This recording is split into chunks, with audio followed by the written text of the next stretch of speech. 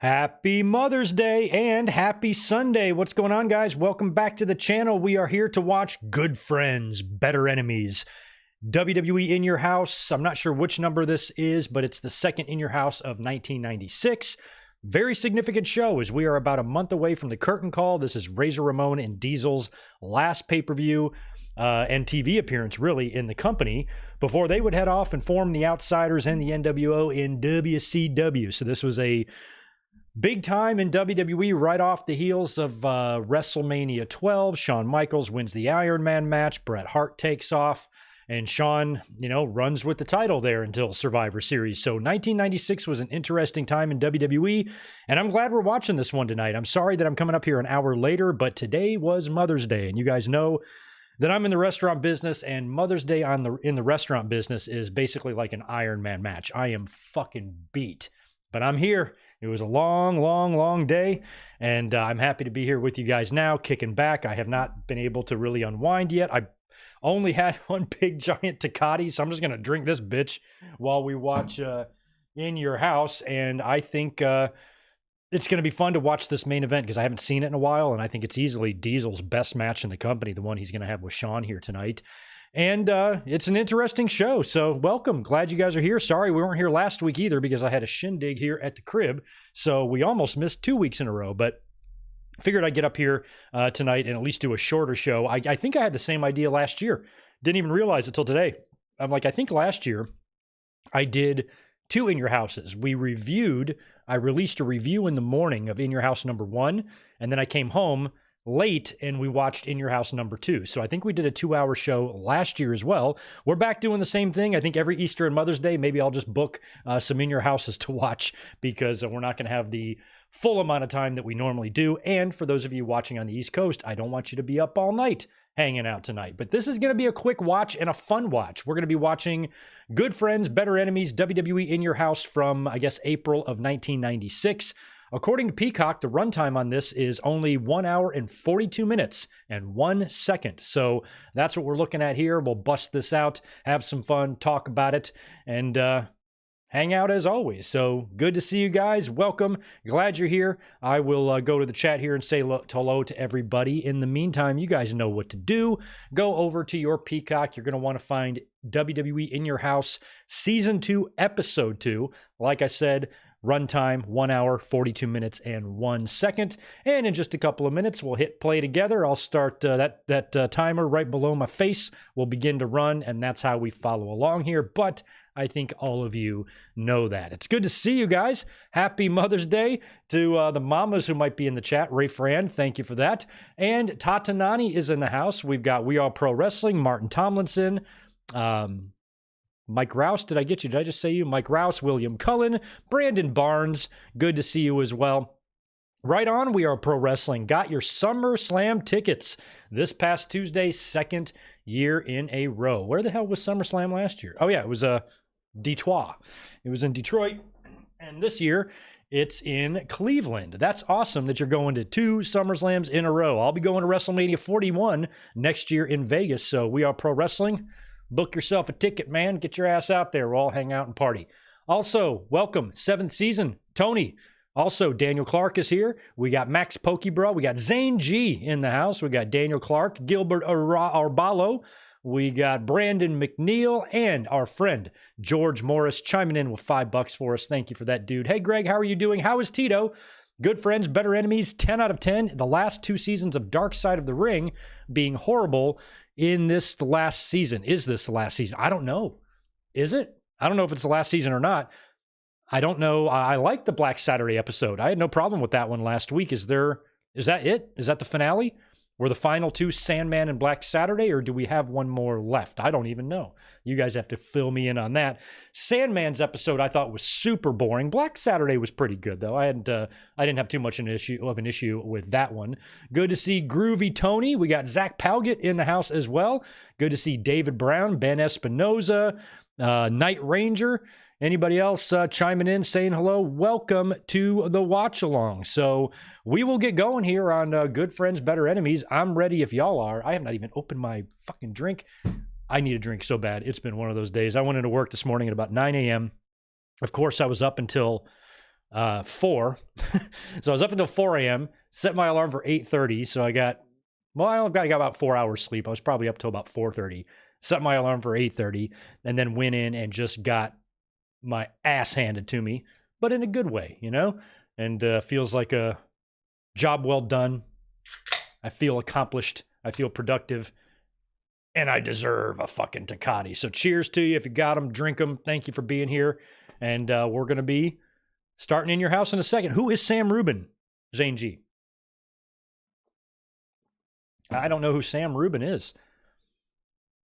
Best wishes out to Steve Buscemi, who I guess was beat up in New York City on the streets. He was attacked and punched, which is weird because back in the day, back in like 2001, Steve Buscemi was in my hometown filming a movie, Domestic Disturbance. I think John Travolta is in it, Vince Vaughn, I think.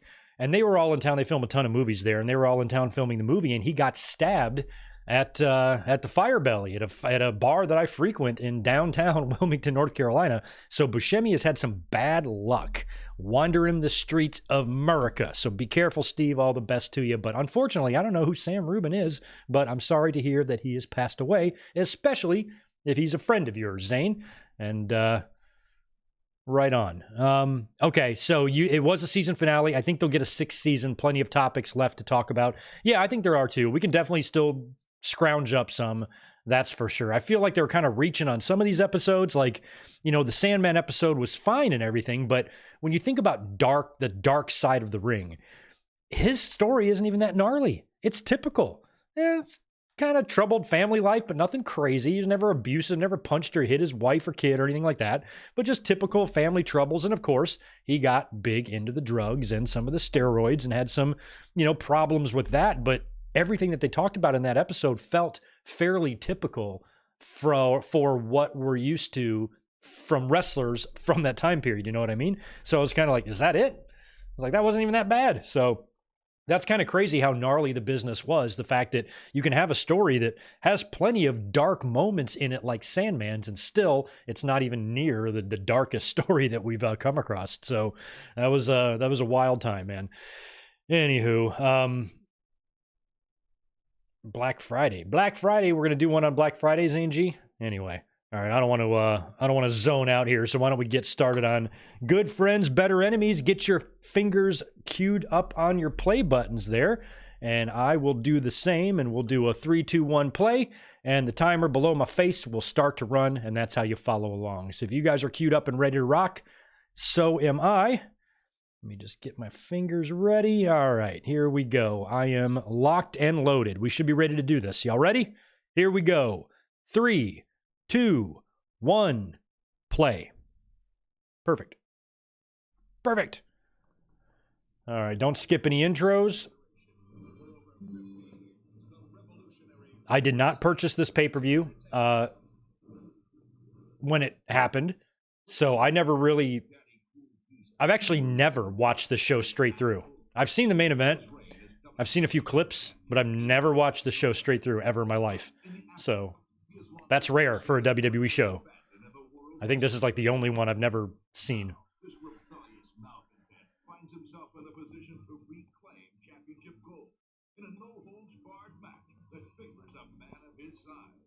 I mean, you knew this was it for Diesel. That's the thing, you know. Word was out by this point.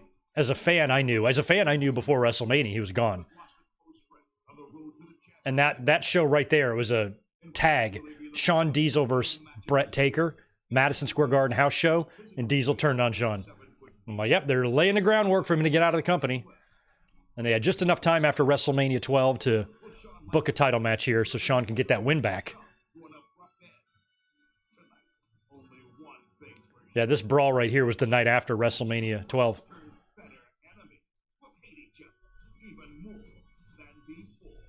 Even more than before. Look at this. Good friends, better enemies. A little airplane flying. That's cute.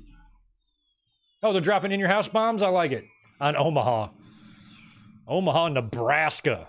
My God. Omaha, Nebraska. What a market. Who's from Nebraska in the chat? What's it like there? Y'all got a Walmart or anything like that? Y'all got caller ID yet there in Nebraska? Y'all got internet?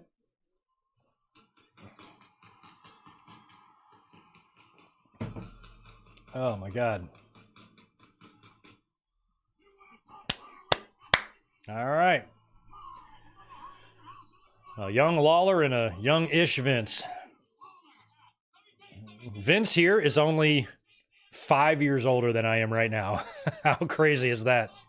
I'm almost as old as Vince, y'all.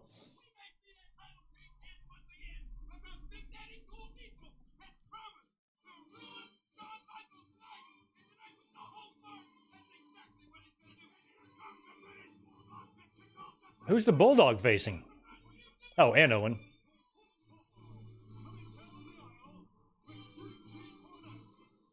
Okay, so it's a one-on-one match. I have no idea who he's even facing here. I have no idea. I know it's Warrior and Goldust. I know Shawn Diesel, obviously. Razor, Vader. Is this like Jake Roberts or something? It might be Jake. No, Jake isn't back. No, Jake's back. Yeah, Jake's back. Could be Jake. Or Ahmed. Might be Ahmed Johnson. See how my memory is here. Best zoo in Omaha. That's cool. That's cool. Omaha's got themselves a zoo. They got a good zoo here in San Diego, too. We got a safari park, which is awesome. Hey, my old hometown, Detroit. Motown ain't got a too shabby zoo either. Oh, this must be Jake. Here's Jake.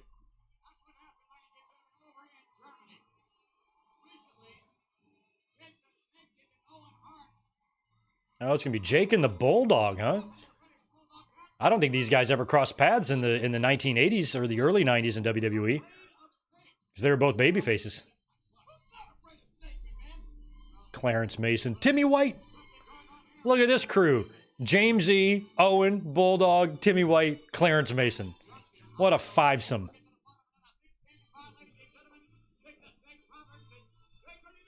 Jake, are you there? No, don't tell me something.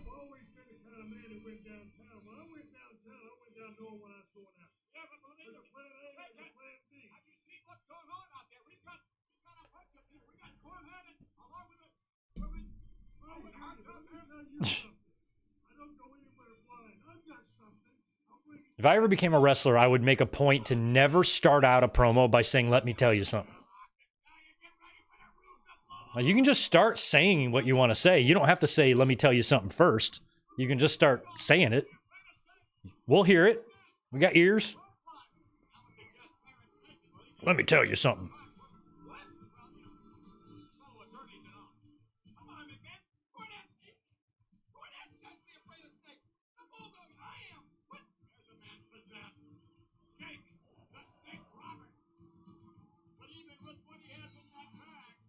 I'm not sure during these times how many wrestlers they still had in the company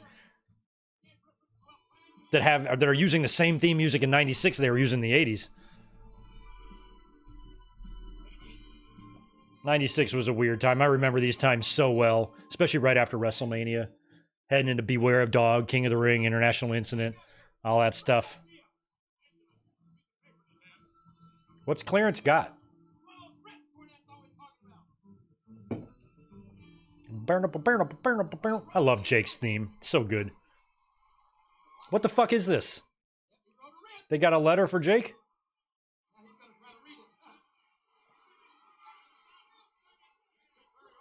Oh, he's got to get the snake out? Oh, he's going to rip it up.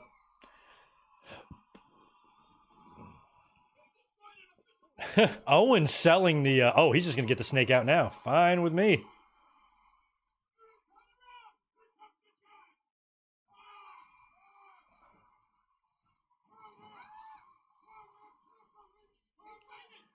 I can never... Every time I see Jake with the snake, I can never not... Oh, he's out. Cornette fainted. He's like Andre. Boy, he is really thick there in the middle, ain't he? JC, lay off that Wendy's, man. Double cheese. Double pickles. They give him mouth to mouth. Guys, I have a confession to make. I have never seen this match before in my life. it was really hard to get, because I didn't order this pay-per-view, and I didn't see any matches from it until like years later. I think I have it.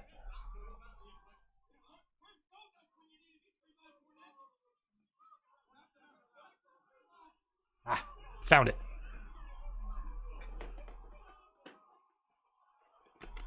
This is a Silver Vision copy, though. But I do have Good Friends, Better Enemies right here. I don't think this will play on an American VCR. I don't think. But I can't remember. It's only a 5-match card. Okay, we got Bodydonnas and the Godwins. That's cool. That's coming up. There's the card right there. That's what we're looking at. April 28th, 1996. Wow. Your boy was 19 years old.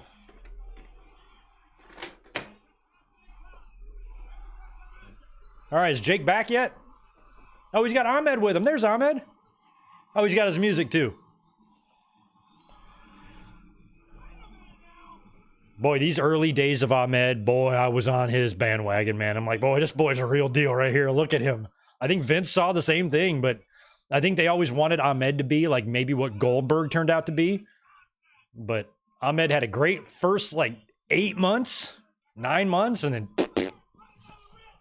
But man, I loved him early. He was just the specimen. He was a specimen.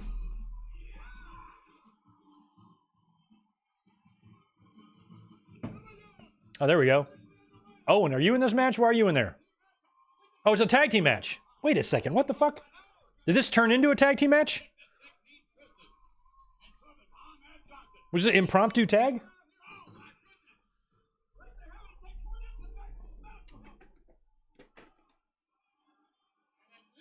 Oh, yeah.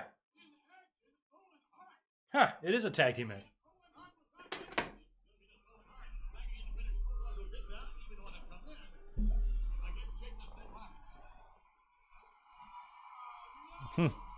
Ahmed and the Bulldog. Yo, shout out to Tommy Billington, Dynamite Kid's nephew who wrestled on Collision last night against Dax Harwood. Did you see that? Holy shit. That kid is the real deal too, man. He's got all of Dynamite's mannerisms down so perfectly. He looks like him facially. He wrestles like him. He wrestles like Stampede Dynamite because he's smaller. And Dynamite is real small at first too, like wrestling in Stampede, some of those matches he had with Brett in like the 70s. I mean, my God. Or maybe early 80s. But he reminds me of that. He reminds me of that version of Dynamite, where Chris Benoit reminded me more of modern late 80s British Bulldogs Dynamite. But this Tommy Billington kid, this nephew, I want to see a lot more of him. Give me a match between him and Nick Wayne or something. Fucking be phenomenal. Come on, Owen. Owen Hart just had a birthday a couple days ago. I think he would have only turned 59 years old or something like that, which is so sad. The fact that Owen, we're coming up on the 25-year anniversary of Owen's death here in just a couple weeks.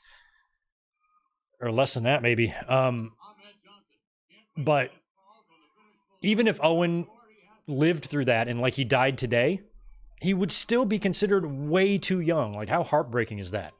You know, Owen would have been 59 years old, I think, last week.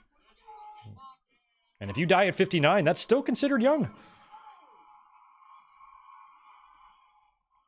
Sucks when somebody is taken away from us like literally 40 years earlier than they should have been. Oh, there's Diana.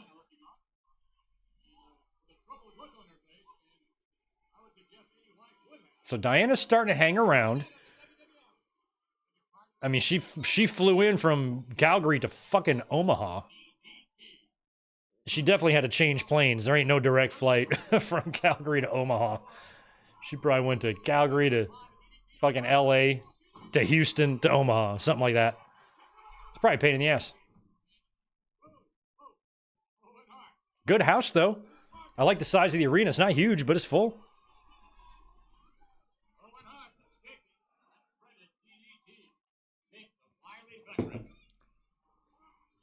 Think of Omaha. I think of... I'm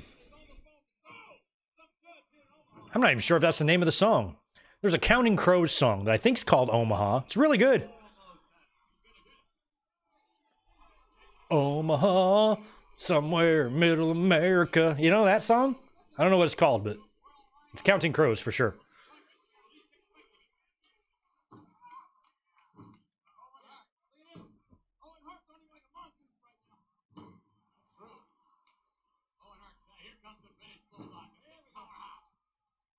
Wow, look at that body slam. Jake Roberts was being billed as somebody who's super old here. He's like 5 years younger than I am right now. He's too old. Is Owen all right? He's been messing with his hand the whole time.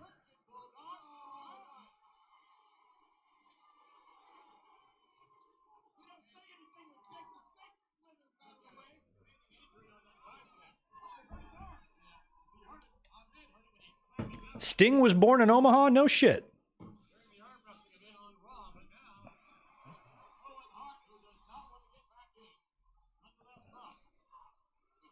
Transferring, he's making Diana look like a hooer? A hooer.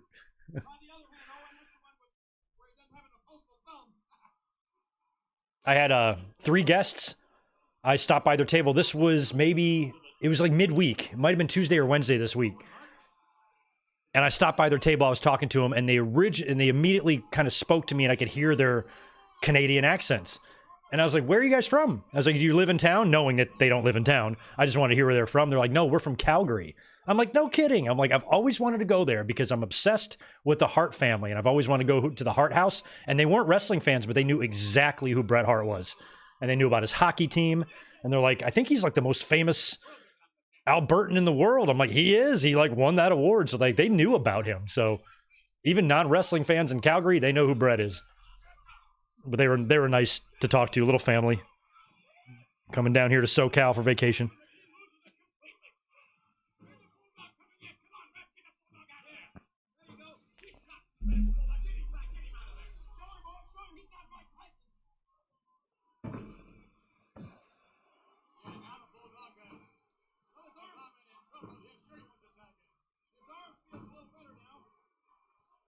Ahmed versus Brock Lesnar. I think Brock Lesnar would eat him for lunch. Yeah, I was all about Ahmed for those like first few months there. I was like, oh yeah, I'm glad to see. We need some new blood, some fresh, some fresh meat. And Ahmed was that, but he just really fell off after that injury. He was not the same.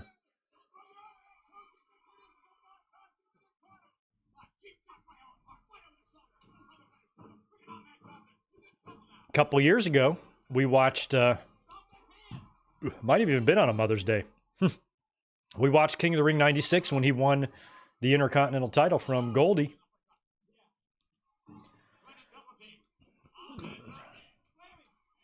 Oh, shit.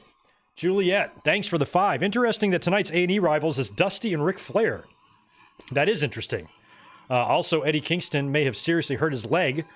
Oh, no. In his New Japan match last night. Oh, yeah, that's right. They did run an event, didn't they? I was up late kind of seeing some of that. I didn't realize Eddie got hurt, though. Well, that's going to force them to change that Anarchy in the Arena match if that's the case, which sucks, but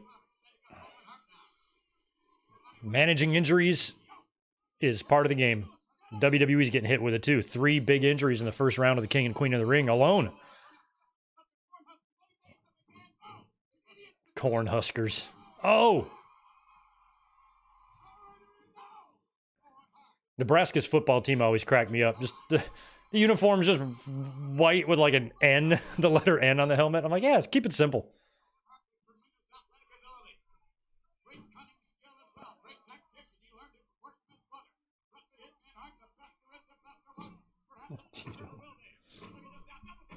My God, Tito.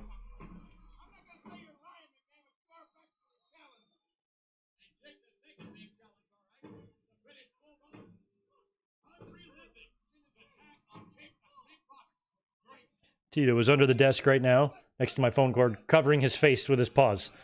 He doesn't want to see Jake Roberts getting choked here by Owen Hart. He doesn't like it. You kind of see him there? Yeah. He's so hilarious.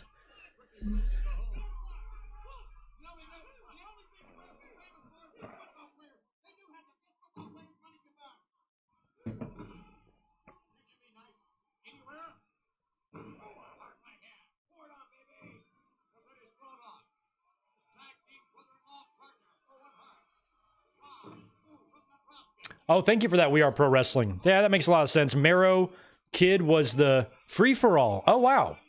Savio Austin, Triple H and Mero, and Mankind, Taker Mankind were the post-show dark. They did a post-show here? Dark matches? Wow.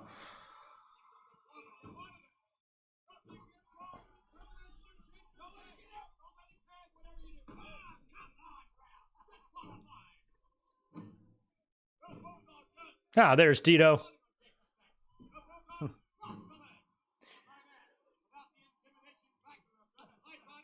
He's so cute now. He can hear the garage door open from up here.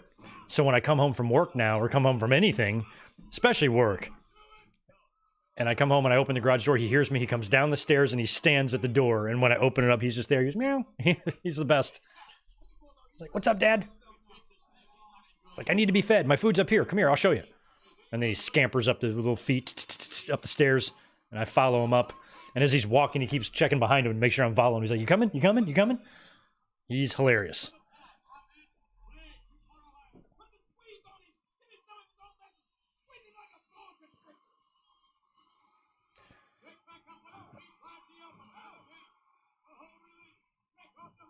I don't know who wins this, but I'm honestly rooting for the heels. I want Owen and Bulldog to win, but I'm not sure.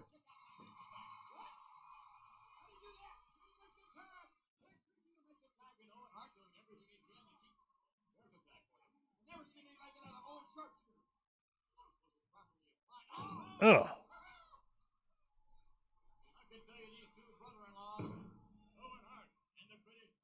It was weird that Jake kind of had to cover his body here when he wasn't really a body guy to begin with, although he'd put on a lot of weight compared to how he looked maybe 6 years earlier. Come on, get Jake up. Boy, that is a white crowd. It's a fucking sea of honkies. Oh, there's a black guy. I see one. Okay, good. We got one in the crowd. That's good. Fucking Nebraska, man. Not the most diverse crowd. Not a big Asian and Mexican population in Nebraska. A bunch of corn-fed white boys.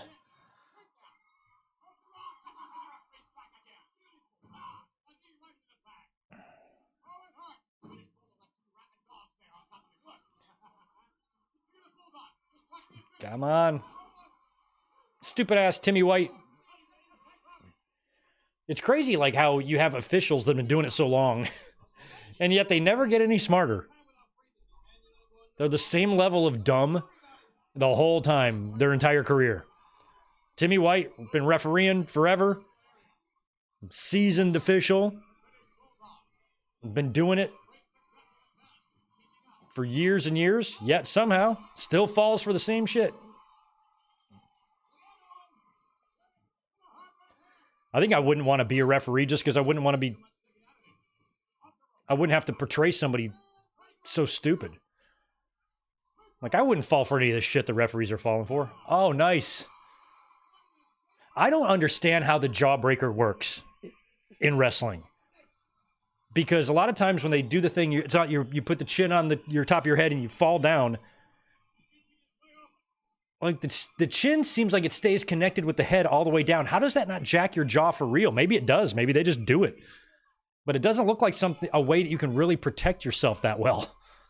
I mean, obviously you'll clench your teeth when you come down on the bump, so you don't bite your tongue off or something. But it's a move that I've never understood how they do to make it not fucking jack your jaw for real. Oh, big spiny. God, he's so intense. That's what I liked about him early, is because he had that just crazy intensity. King of the Ring, remember he dove over the top of the ring post and everything?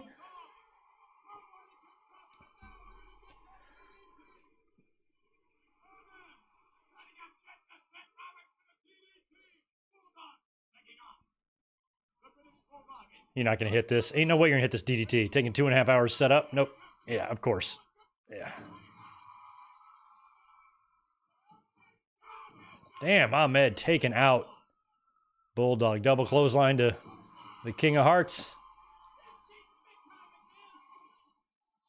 High five. Don't be high fiving. You got a match to win.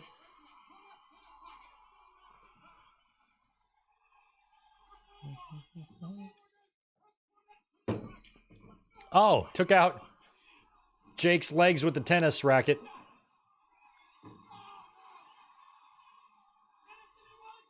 Did the racket fly into the crowd?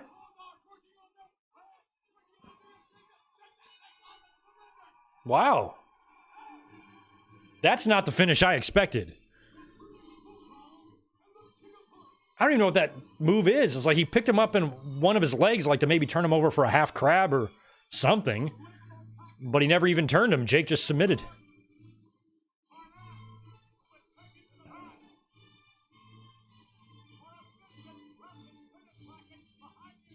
Oh yeah, Cornette after he was carted out like freshly killed game. He left his tennis racket. Hey, buddy.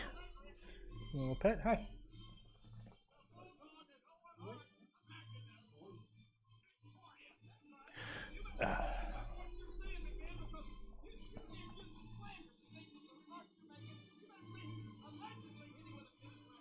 He allegedly hit him with a tennis racket.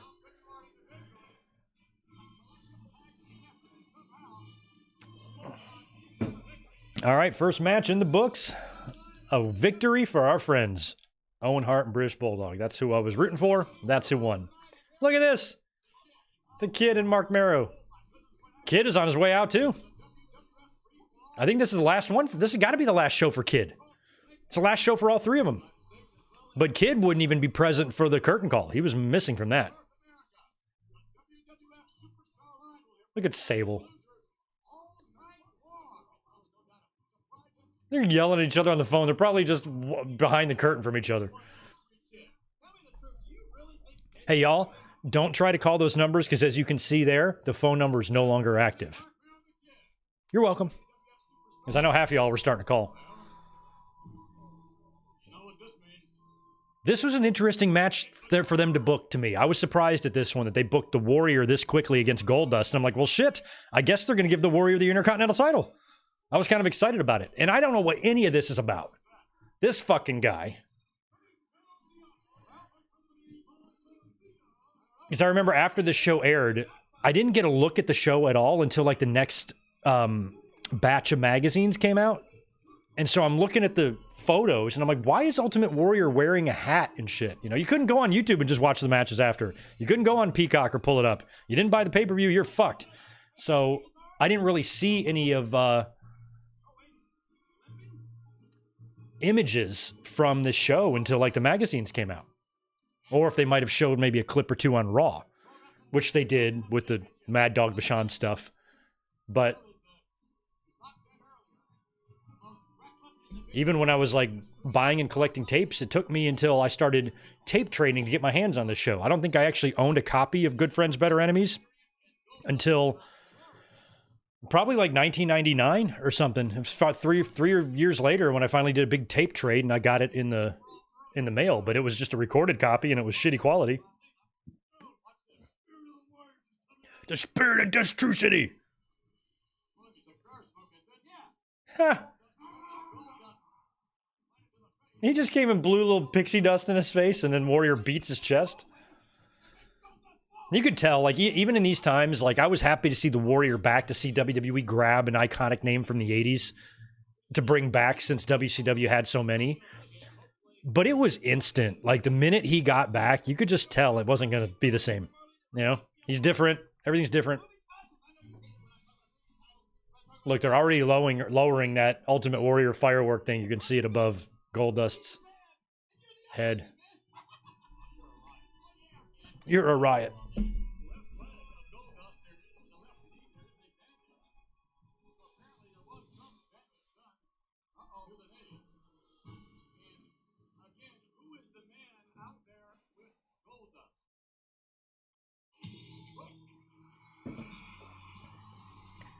You know, I mean, yeah, X-Pac pooped in Sable's bag, but I don't think that was until he came back. So he hadn't done the pooping yet. He just had to leave, go to WCW, then come back, then do the pooing. Then do the bag poo. He's even running funny. Like, if it was me, I would just put the IC title on him here. If he would not have left, if Warrior would not have screwed up and got canned, I was at the show that he no-showed that was the final straw to get him fired. They gave me an Ultimate Warrior comic book and a t-shirt when I got backstage. They gave me that before I met the wrestlers. I'm like, yeah, gee, thanks. And then the very next day, on WWE TV, Gorilla Monsoon announces that Warrior missed some house shows in Detroit, and there's going to be a new tag team partner for Shawn and Ahmed. It turned out to be Sid. And Sid was there that night, too. Oh, my favorite 7th season. Appreciate the $2. My favorite WWF magazine cover. Man, that's a tough one. It's got to be one with Brett in the IC. There's some Warrior with the IC ones that are good when he won the title. The first magazine, my parents bought me a subscription to the WWF magazine in 1988. And the first magazine I got was a yellow cover with Beefcake. And the Shears, that was the first magazine that I ever had delivered to my house. But I'd probably go Brett or Warrior. Like when Warrior beat Honky, there was a great magazine cover with him in the title.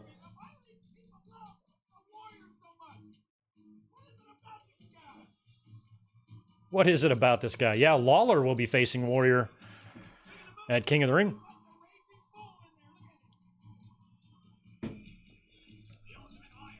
I just never cared for the Ultimate Warrior in any way.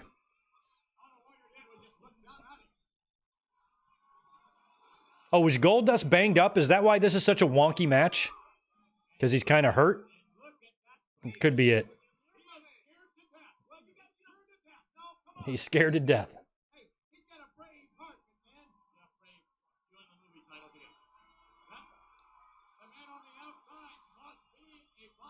Oh, okay. That's why you guys are mentioning Mantar. That is Mantar, isn't it? Holy shit, I didn't even think about that. That's Mantar.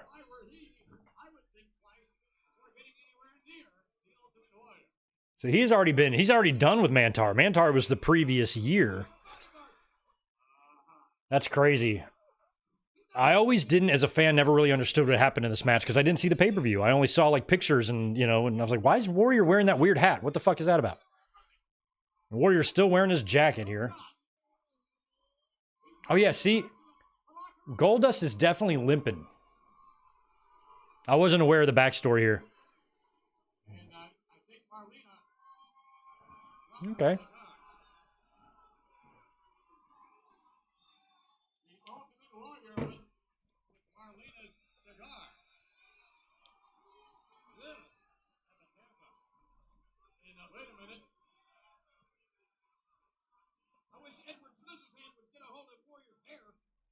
Huh.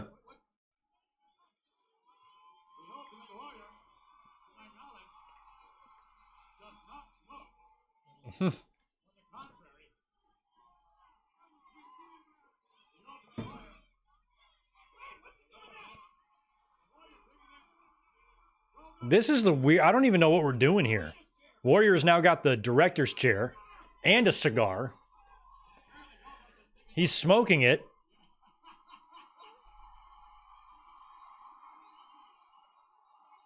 I cannot believe that's Mantar. That's hilarious. Terry Runnels looks phenomenal.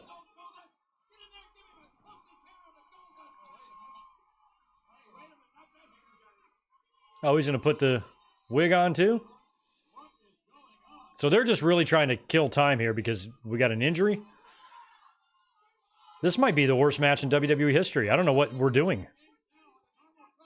Oh yeah, Goldust's knee is all bandaged up. I didn't even notice that.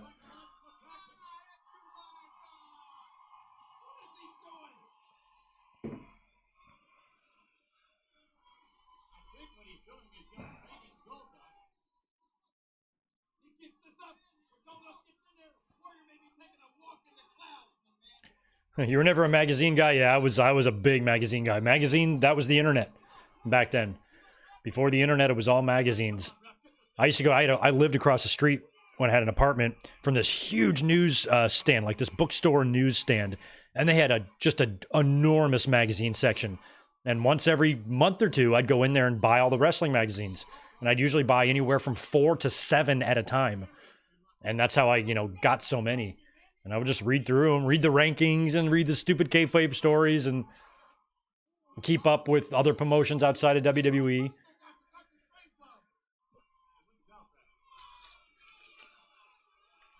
This match, is it even, did a bell ring?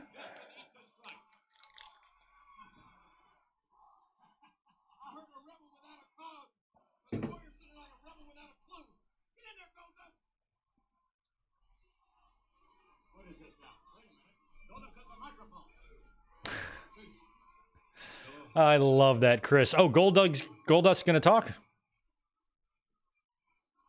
people don't shut your mouths right now.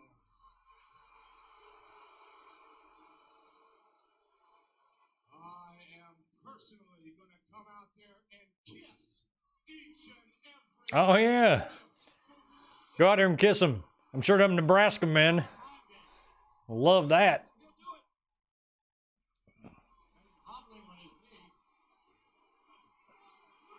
They're very LGBTQ friendly in Nebraska, I would assume.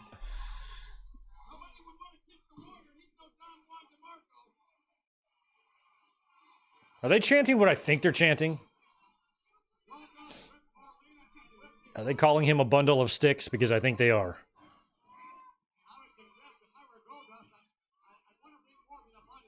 Chris, that's hilarious. You were 10 when Warrior came back in 96. Your friend tried telling you this was the 6th Warrior to wrestle for WWE because there was a family of Warriors. I love that.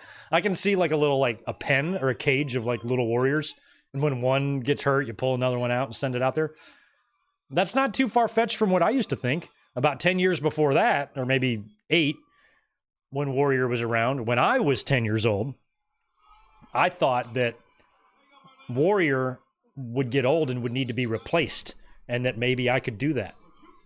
I didn't get myself in quite enough shape, but I did a lot less steroids.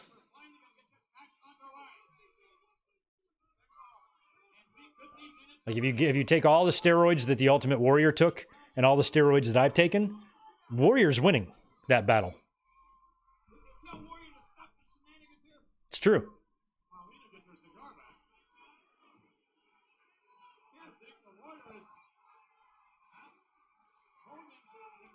Look at Marlena. Give a good puff. Don't be sharing a cigar with Warrior. I don't want Warrior's saliva in my mouth. Ugh. I'll share one with Terry. I'm not sharing one with Warrior. This is idiotic. What are we doing? Warriors or Goldust is going to let him put the jacket on him?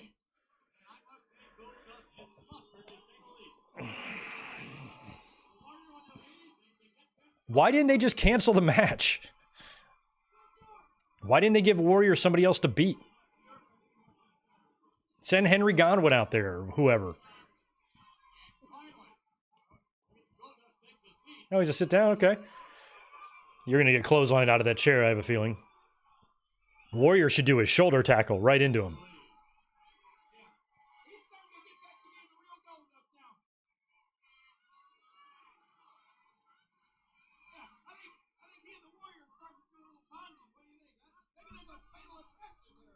This match definitely sucks because Tito is snoring his ass off below me. Now Warrior's got the cigar. People, I'm glad I didn't buy this pay-per-view. What a fucking ripoff. It's bad enough I have to watch this fool wrestle to begin with, but now he's not even wrestling. Oh, extends his hand to be kissed. Kiss my hand, Warrior.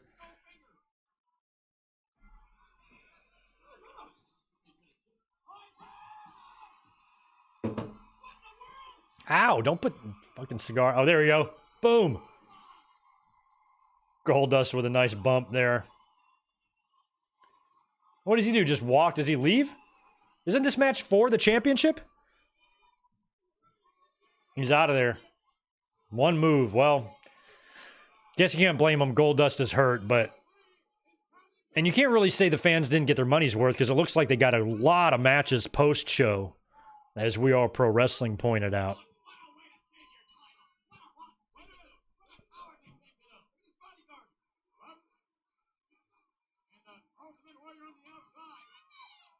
Now he's going after the Mantar? Get out of there, Mantar.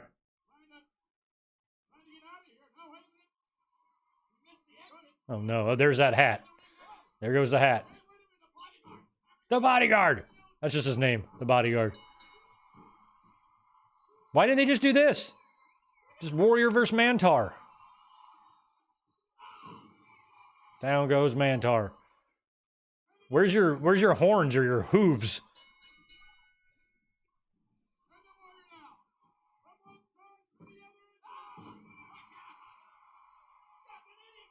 Warrior never took that stupid jacket off. Now he's ripping the clothes off Mantar. Oh, Lord. Ooh, my gosh. Slapping him around, too? Wow. This is the most pointless match I've ever seen in my life.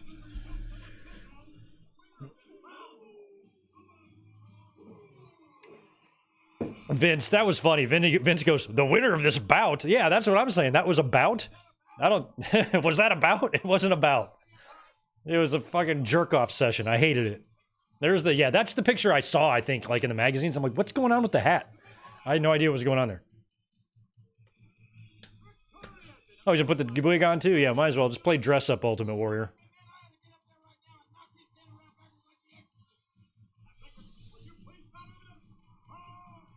Hey, that's a pretty good look, though. I like that. Like, if he wore that and had the long hair, yeah, it looks pretty badass. You look better. This is an improvement, Warrior. Your nappy-ass, scraggly-ass hair that you had before, this is way better.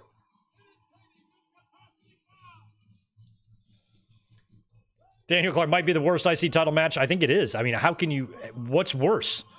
What in the hell is worse than that? Tony Gurria and Dave Hebner.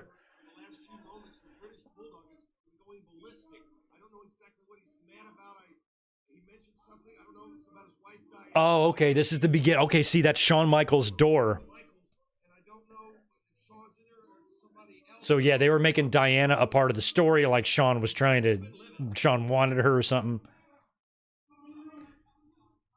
You know, this is the kind of a telegraph. If I would have been watching, even back in 96, if I would have been watching that night, I would have said, well, we know who Shawn's feuding with next. It's going to be Davey.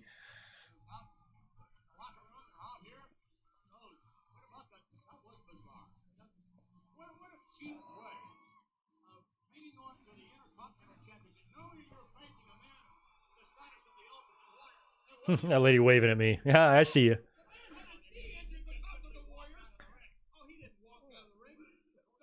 Oh, okay. So this is it. This is it for, I mean, in terms of television, this is the final Razor Ramon match.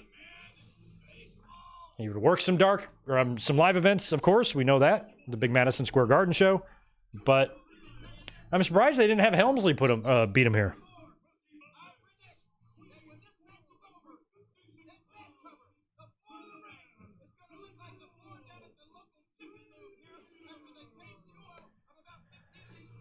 It's kind of crazy, too, because when Vader was in WCW, he was way ahead of Scott Hall on the card, you know?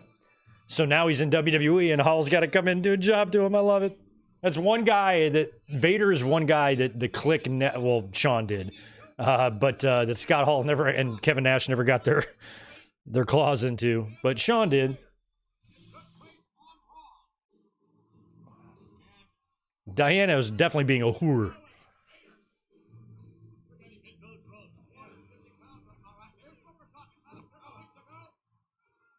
Oh, yeah, taking out Yoko's legs. And that was just a way to write Yoko off TV so he could go to the fat farm, but that didn't get him any thinner. And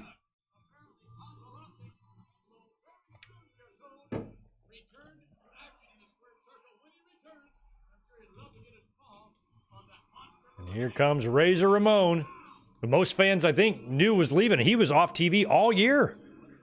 Lost the title at the Royal Rumble and was suspended shortly after that.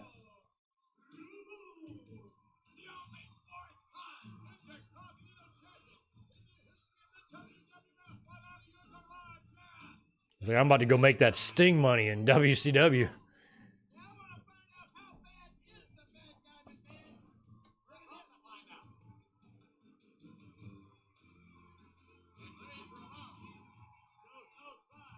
You know, when Razor first came in, his theme music, I never put together that sound was tires screeching. I just thought it was a sound. You know, I didn't know what I had no idea it was supposed to be tires. I don't know why.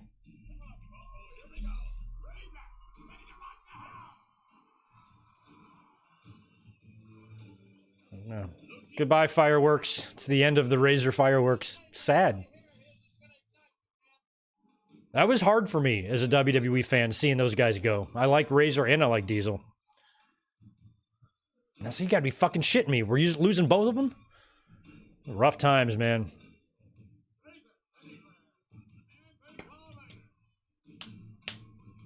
I'm not sure if I've ever really seen this match either, to be honest with you.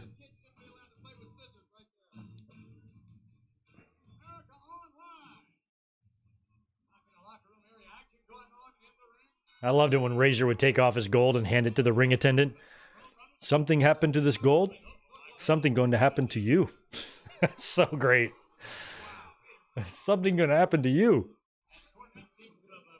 Jim Cornette and Scott Hall, wow. From the scare of the snake, Cornette turned absolutely white. I understand he had an external heart massage back there. They called in a doctor. Yeah, well, if he has a heart, it would have to be external. External heart massage? Yeah, Lawler, you're going to be experiencing that in about 14 years.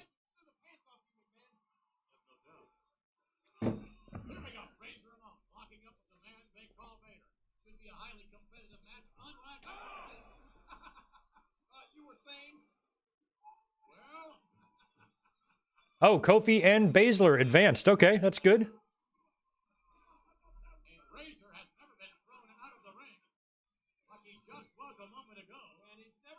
I feel like on the Raw side, our finals. So what is it going to be? Jay and Kofi? And Gunther and Dragunov? Is that what we're getting on tomorrow? So I think it's going to be Gunther and, well, Gunther and Jay in the semis for Raw. Telling you, I really think they're setting up for it. I would trade Jay Uso for AJ Styles. Even swap.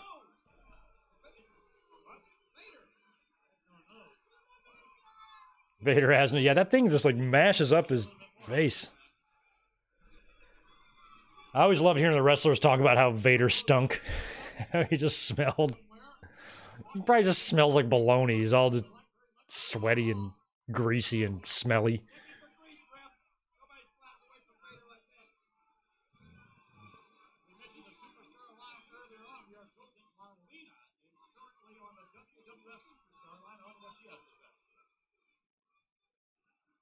Crazy seeing Razor just a shell of himself, man. He's about to be bouncing out.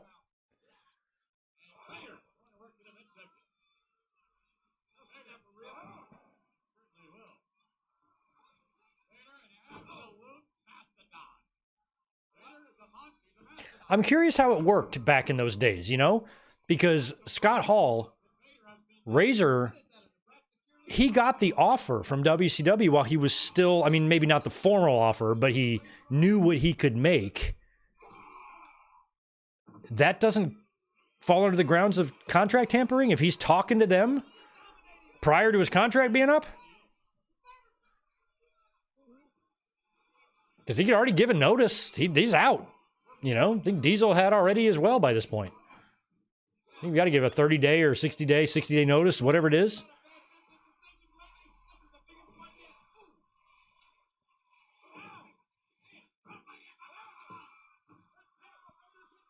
Because, I mean, he literally showed up on Nitro like the day after his contract was up, so the deal was done.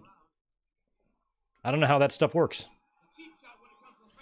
Oh, We Are Pro Wrestling. Yeah, I mentioned that in the podcast yesterday. Gunther and Orton have to be the final. It's a Saudi show. That's going to be a first-time match. That's Gunther and Orton for the crown, and Gunther's winning it.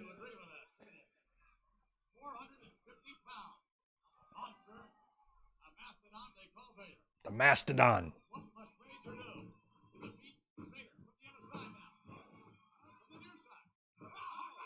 Yeah, I definitely think there was a middleman, but still, like, he had to go to Vince and be like, here's what they're offering me. Can you match it? And Vince is like, no, I can't.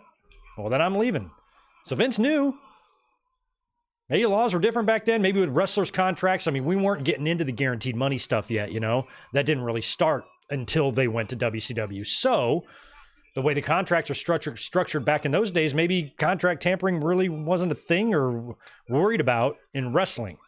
It was definitely a thing in other sports, but maybe here they hadn't gotten to the guaranteed money yet. These guys are still independent contractors being paid based on houses and percentages and shit like that. So maybe they were more free to negotiate.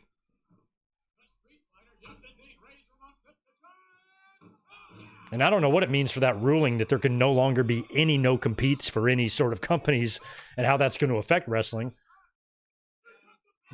But apparently now, if a wrestler gets released in either company, there is no compete. They can go do whatever they want.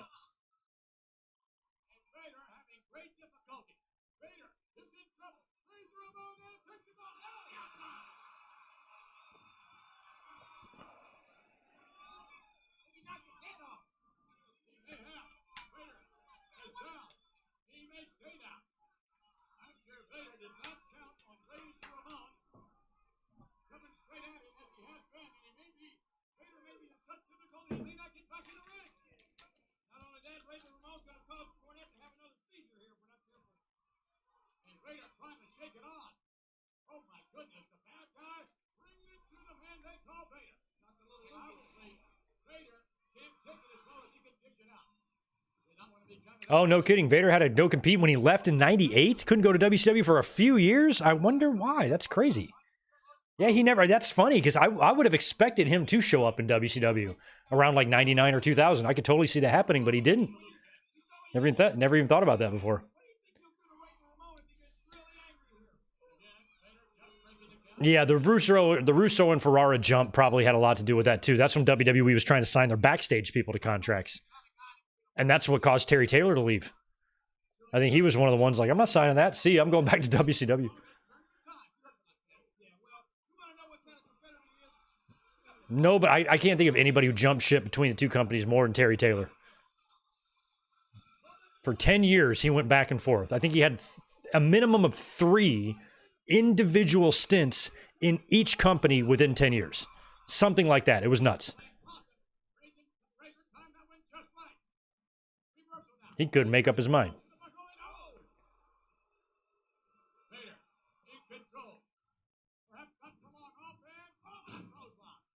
Down goes Razor.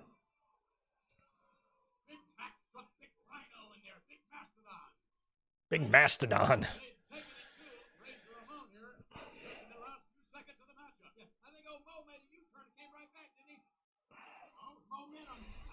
Doug, I'm funny. Yeah, drinking Tecate. Man, I live down here at the border. I'm half Mexican by now anyway. Even though I don't look it. I am. I love me a taco. Love Mexican food. And I've got the best.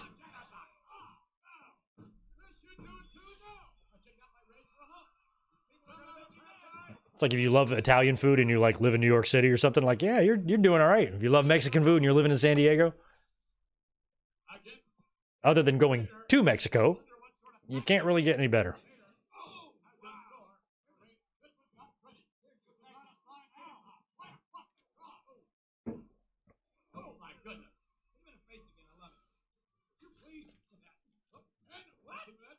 Oh, I was wondering if Razor was going to get him up for anything. There's a belly to back there. I mean, it's a competitive match at least.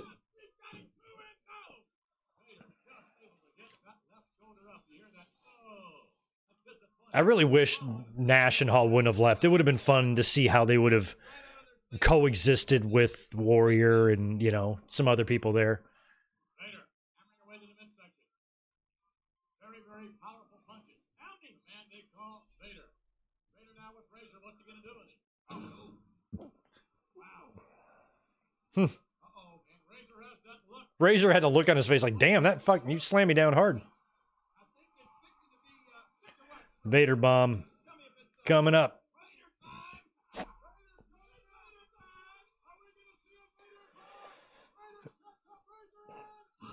There it is, Vader bomb.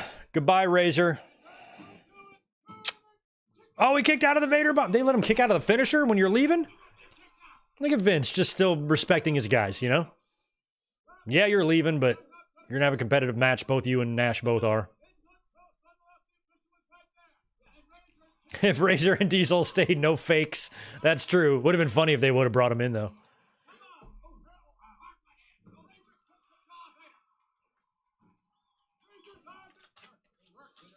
Yeah, DJ G, you know. And too, in my restaurant too, my whole kitchen is just full of Mexican guys. And a lot of times they'll bring in, like their wives will make like tamales or something. And they'll bring them in and just a fucking giant, hey, for you. And it's like, when you're eating that shit, I'm like, this is coming out of a Mexican kitchen. This is about as authentic as it gets. Fucking delicious. I love when they show up with tamales. I'm like, can I have 3? And some of their wives I've met or known, but like, even if I don't, I just picture, you know, just, you know, a Mexican woman in the kitchen whipping up tamales. I'm like, fuck yeah, I'll eat that. Sign me up.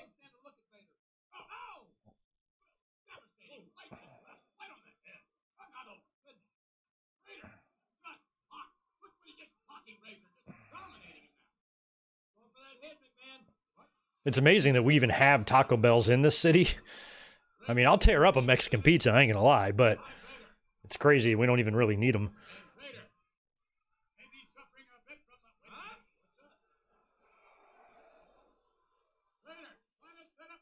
Big suplex? No. I think Razor's going to reverse this super. He is. He got him up, too. Vertical suplexing Vader cannot be easy. Pfft. That was weak. Shit's weak. 1993 alone, Rooster had a few stints. That's nuts. Yeah, because he was back in like 93. He was back to being, he wasn't Rooster anymore. He was terrific Terry Taylor, or just Terry Taylor. I think he was terrific Terry Taylor in WCW. Tag champs with, wasn't he tag champs with like Roma or Orndorff or something? Right? What year was that? That was probably before 93.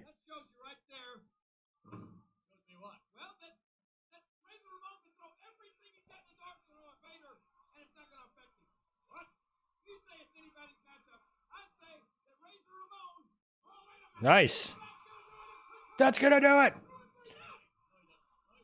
Vince getting all excited. This dude's about to bounce to WCW and you're cheering him on.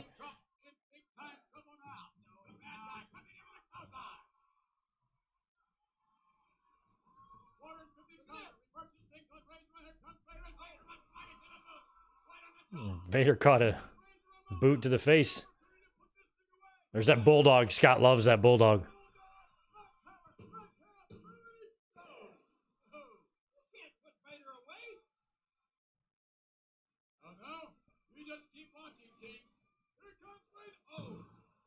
Yeah, another, that's a good point, you know, circumstances if Hall and Nash wouldn't have left.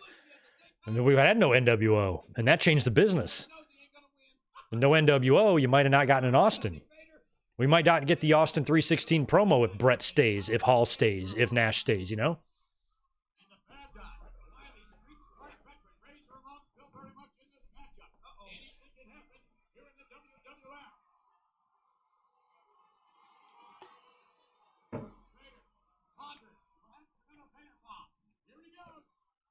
What's Razor gonna do? Powerbomb him? Is he gonna powerbomb him? No. Oh my God, no way. No way. He gets him up in a, wow.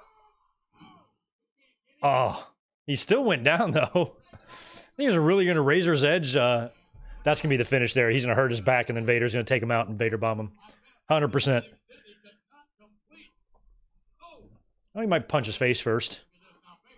No NWO, no DX, good point. No, it was Valentine. He was tag champs with U.S. tag. I forgot they had U.S. tag titles in 92. All right, here comes the Vader bomb. You're not kicking out of this one, Razor. Oh, he's going, never mind. I thought this was going to be the finish. What is he doing? Oh my God, this is... What? Wow, that's a bump from Vader. Wow. I thought that was the finish right there. I thought we were done.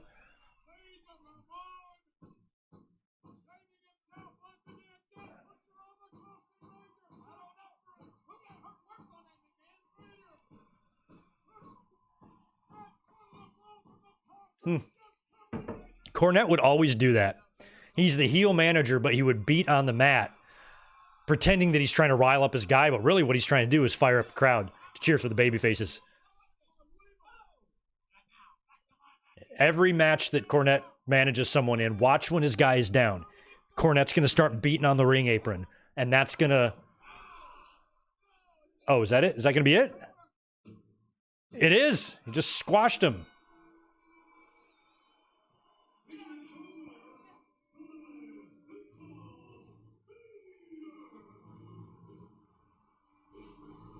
The man I just don't understand the nickname. The man they call Vader. We all call him Vader. So who's they? We all know his name. It's on the lower thirds there. It's on the screen. Vader. It's on his tights.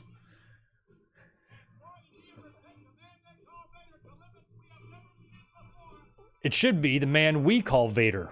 Or just Vader. The man I call Vince. Shut up. I'm just trying to explain how stupid this nickname is. You're the man. I'll be right back. You're the man.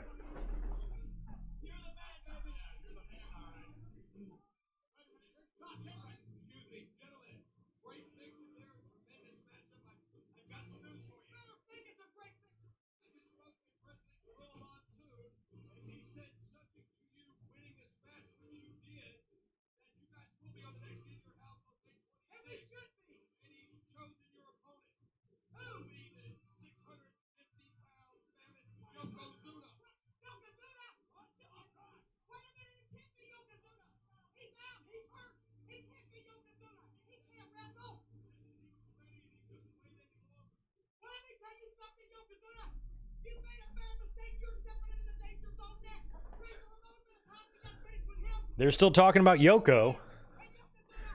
Would Yoko be back? Would Yoko be back before Survivor Series?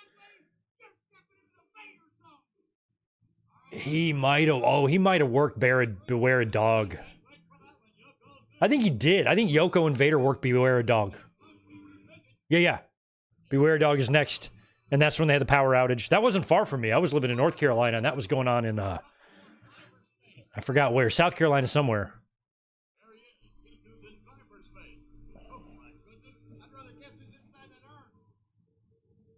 Look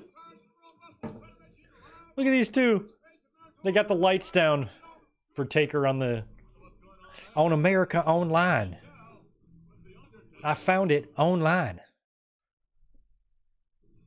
Hey, this is the time so you know the weather's heating up and you need to look cool.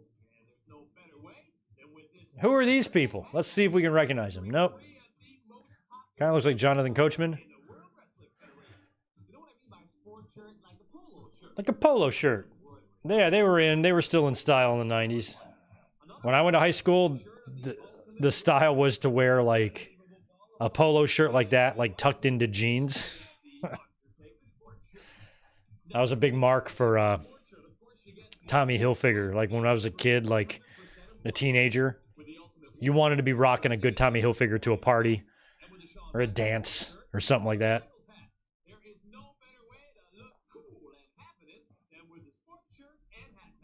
Sports shirt and hat package. $40. Hat and shirt. All right, it's the Bodydonnas.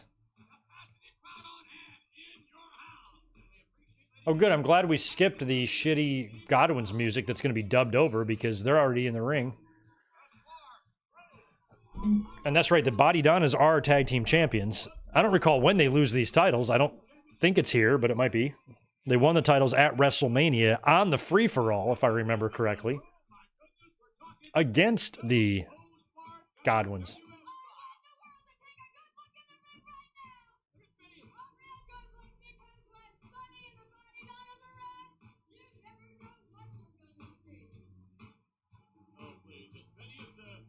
Tammy Sitch. She had it going on back then, didn't she? Girl took her vitamins, that's for sure.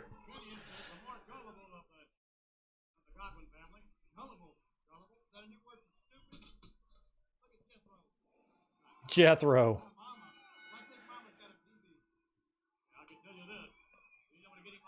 You know, they always build Hillbilly Jim from Mud Lick, Kentucky. Is that a real place? Does Mud Lick, Kentucky exist? Probably does. There's a French Lick in Indiana. There's probably a Mud Lick in Kentucky.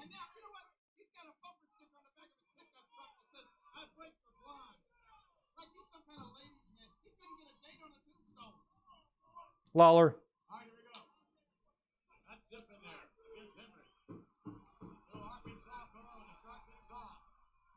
Arkansas cologne spitting in his hand. I swear Godwin is wearing Oshkosh Bagosh overalls.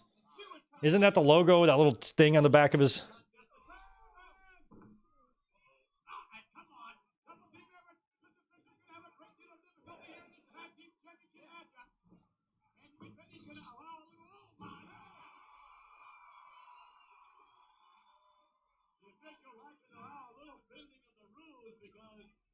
Godwin was such a big boy.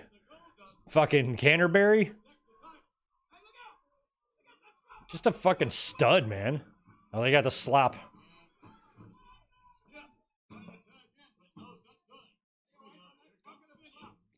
They could have just made Henry Godwin the new Razor Ramon. Just put him in that shit. Say hello to the pig guy.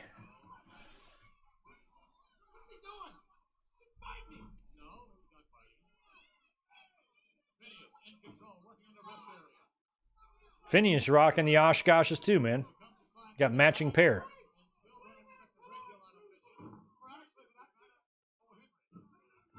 Is Phineas... I never caught this before. Is Phineas wearing duct tape for wristbands? Look at his hands. I'll just use duct tape.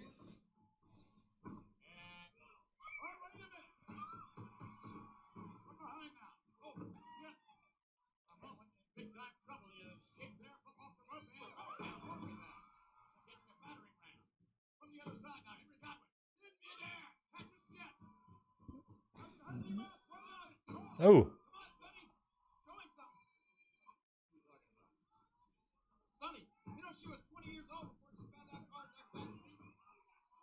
Shh.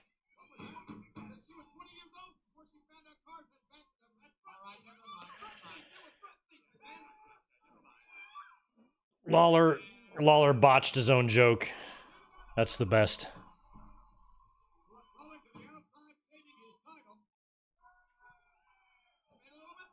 I remember one time, and in your house, like the next year, I forgot what one it was. Lawler takes us like 3 minutes to tell this joke. He's like, if I get rich, I'm gonna buy a hotel only for little people. And I'm gonna let them all live there rent free. And it's gonna be called Stay Free Mini Pads. But he had like a 2-minute long setup. And Vince was like, all that for Stay Free Mini Pads? Ugh.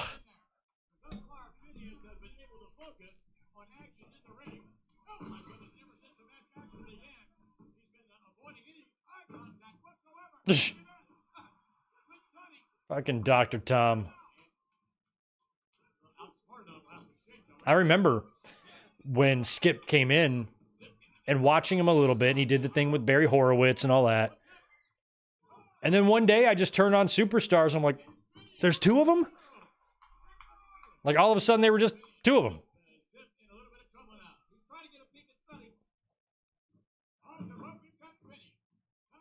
I remember watching one of the shows one week in like 93 or whatever year and seeing the Quebecers for the first time. They showed like there was like a video highlight package. I'm like, who are those dudes in the red? Who are those guys? And then the Quebecers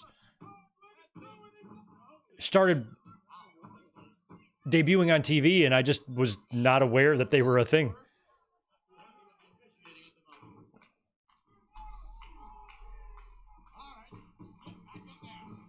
It's like 2 Mounties. You got 2 Mounties. You got 2 Skips. You got 2 Godwins. You got 2 guns.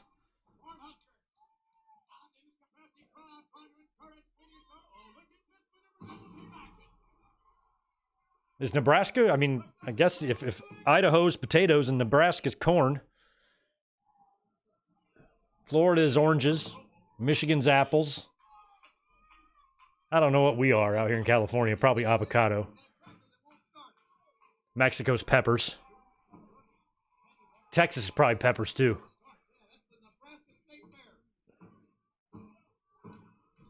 North Kakalaki is cotton and tobacco. But you don't eat either of those.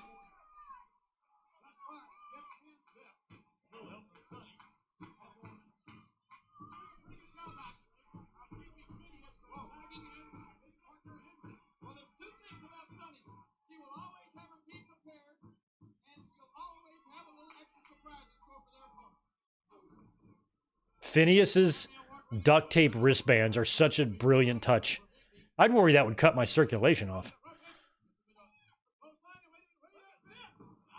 It reminds me of, you seen the movie Tommy Boy? And Chris Farley, like, gets into town, gets off the plane, he's just got, like, a trash bag, that's his luggage. Like, that's what it reminds me of.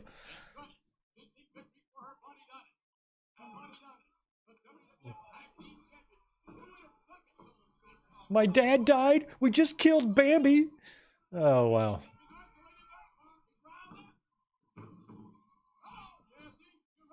I like how he kicks. What do you got? An autograph picture of yourself? She's going to use that to entice fucking Slassinger. Go get him. Go get Phineas. Look at this picture of me. It's...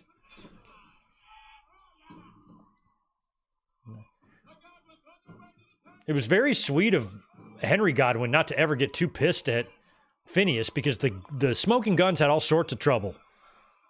Bart was getting pissed at Billy being all up Sonny's ass. But the Godwins, like, stayed together through all that. Even though Sonny was manipulating poor P.I.G. What happened there? We got a little switcheroo?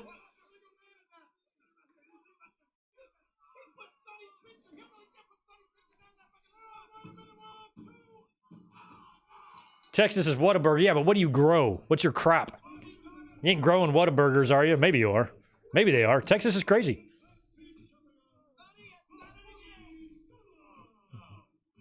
And they win. Haha. They did the old switcher.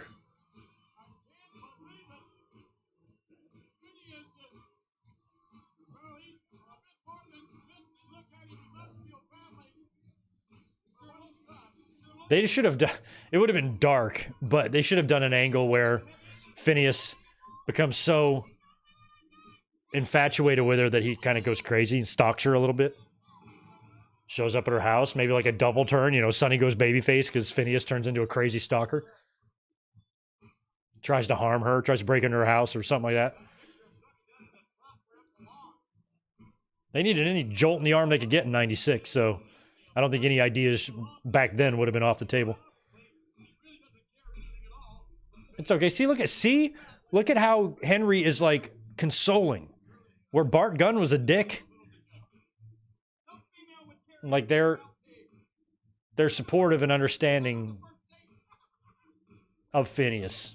Like they have sympathy for him.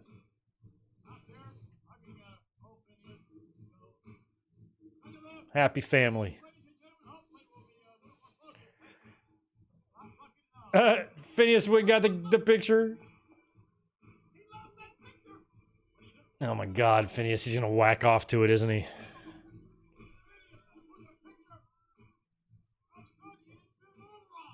And his bib overalls.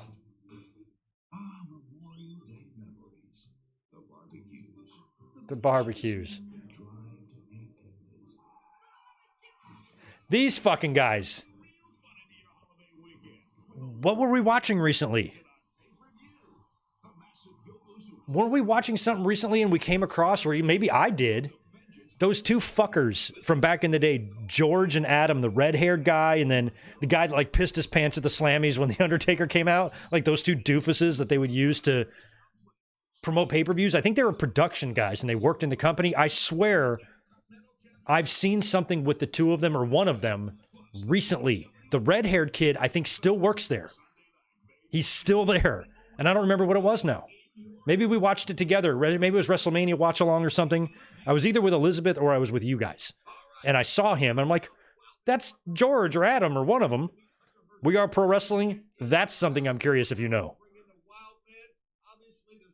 George and Adam. Where are they? Where are they today? I think at least one of them is still there.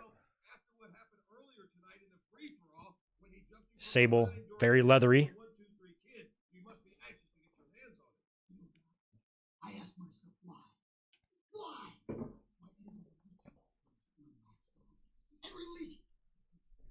And I'm Johnny B. Bad. Trying to remember his song. When you mess with Satan, when you mess with the wild man, you unleash them. Mark Marrow said he's going to stick that silver spoon where it doesn't belong. What does he mean by that? Like the bathroom? Like you wouldn't want a spoon in the bathroom, would you? Maybe out on your deck, but you might want a spoon on your deck if you got a nice pasta salad on a summer day. Like where would a spoon not belong? Because apparently that's where Mark Marrow wants to put it.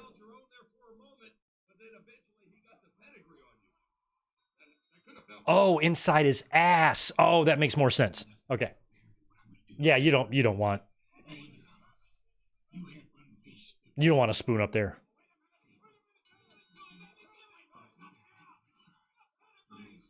I can't understand a word Marrow's saying while we're watching him get beat up here. So that was earlier on the free-for-all. Triple H came out and interfered. And helped out Kid. 5 minutes of long distance time free.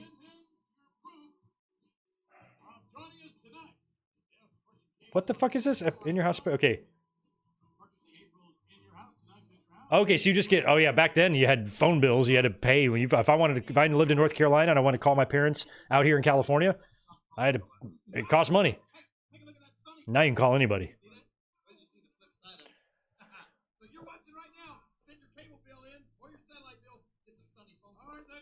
Oh, it's a phone call? I don't know. Oh, maybe one of those wrestlers calls you or so. I don't know what the fuck they were giving away right there.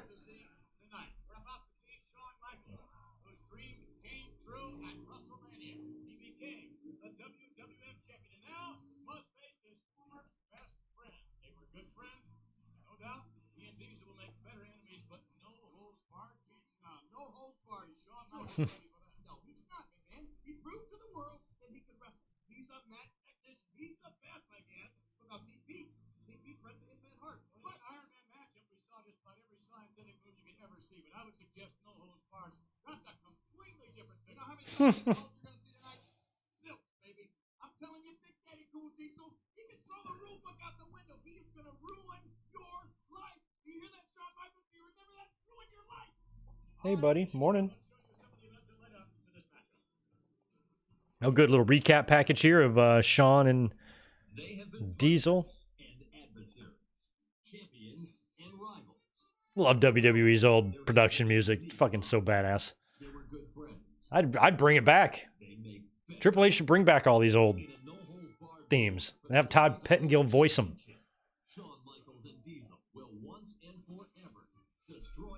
Yeah, we are already in our main event, guys. Sorry for a shorter watch along tonight, but I've had a long ass day, man. We're going to be back tomorrow night. We're going to rock and roll for the Raw review. So tell your friends.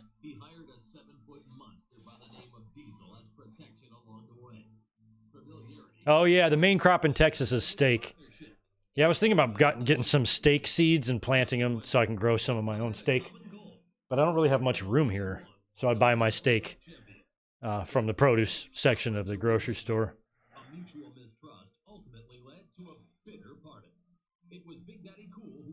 I like to buy it right before it's ripe, you know?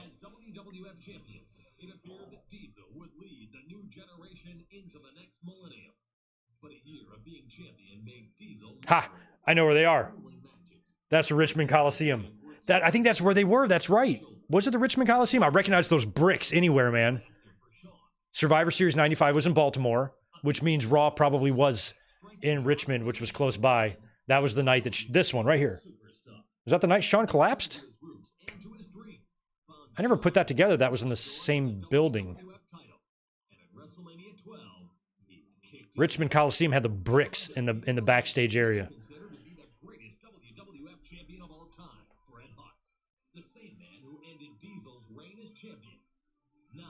It is Shawn Michaels who proudly carries the torch of the new generation.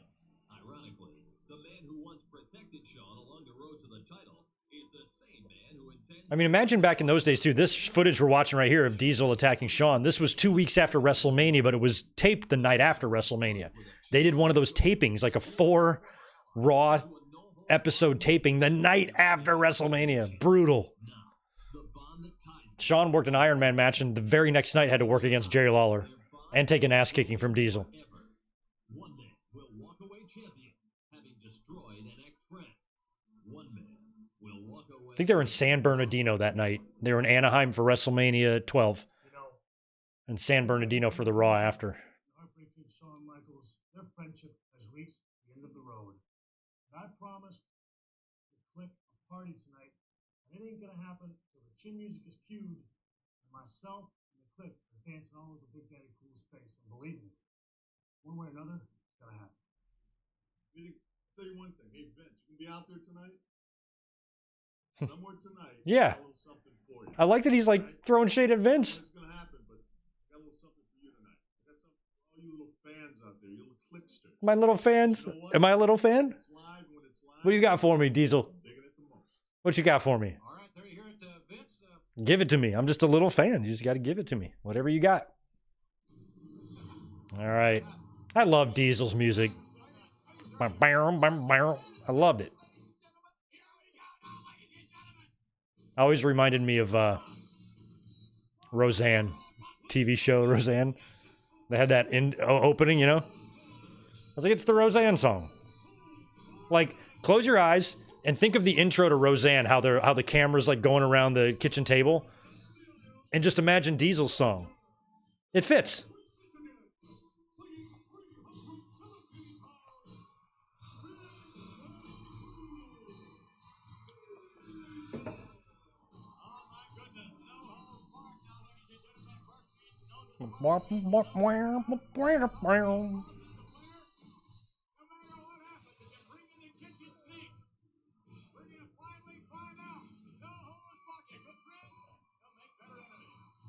I mean, Diesel, think about the role he was just on. Lost to Brett, lost to Shawn, lost to Brett, lost to Taker, then lost to Shawn. He lost to Brett, then he lost the Rumble, then he lost to Brett again, then he lost to Taker, now he lost to Shawn. The only win he got was right after Survivor Series. He beat Owen at In Your House, but I don't think he had given his notice yet. There's Jose Lothario. Jose did not fit with Shawn. Like, Shawn is all about the flamboyance and the flash. He's got this old man with him. I mean, Jose is tough as shit, but he ain't exactly the most flashiest guy in his 60s or whatever he is here.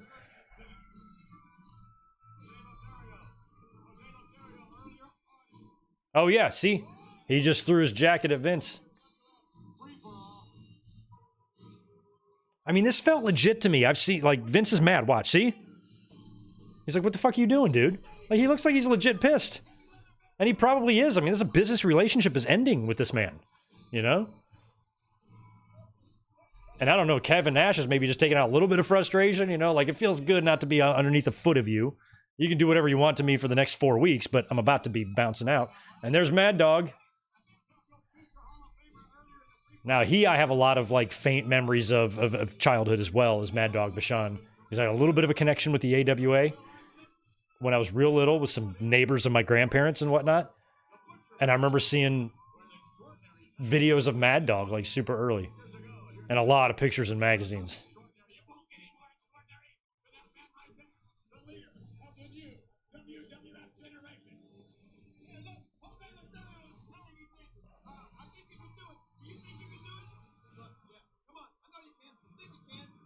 All right, that Winged Eagle title. Nice camera shot of that. Come on, Shawn. I like Shawn's Mr. Serious Man tonight because this is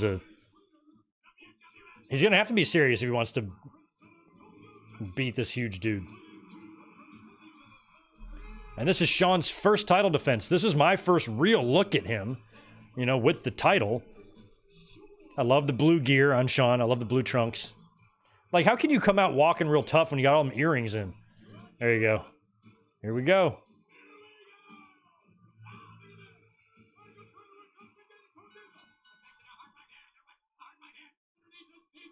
I mean, this was a great match from what I remember. You know, and Diesel and Shawn were still friends, you know. Diesel was going to show Shawn love. You know, Shawn put him over when he was champ. So I appreciated that from Kevin Nash, that he's about to leave, but he still had a heck of a match here. And did everything he was asked. Put over his friends, put over people who weren't his friends.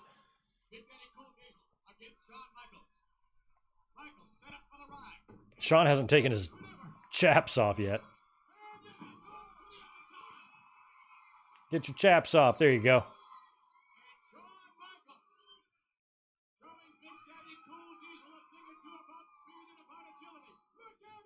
A baseball slide.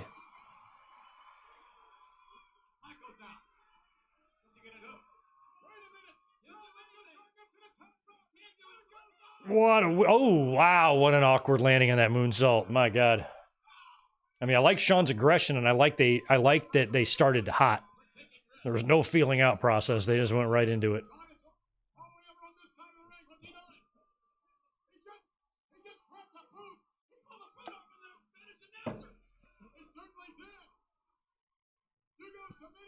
Shawn's got a boot, and Diesel's going to grab a leg.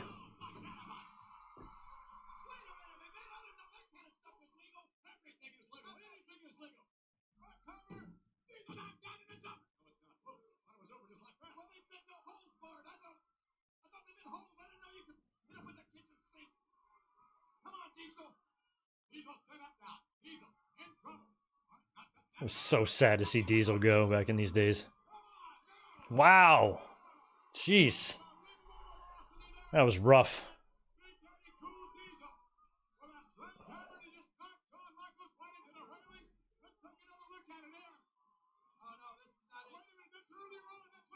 That was the wonky moonsault. They had a sketchy landing on that one.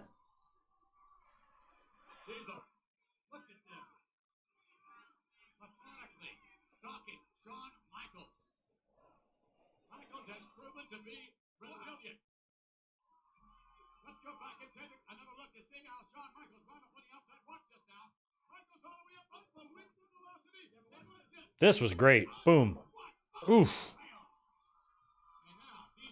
7th season. Thanks for the 5. Favorite WWE or favorite song WWE used for promos is Native Son. Oh, that's production music. They used it for Royal Rumble 96 intro. Oh, yeah, I think I know that one.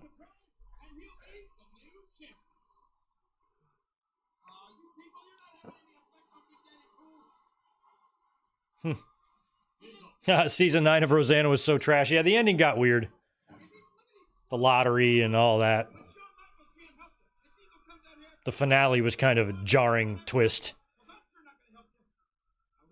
Dan died. They never won the lottery. And then when they decided to reboot the series, they had to re-explain how he's not dead. They fucked it all up.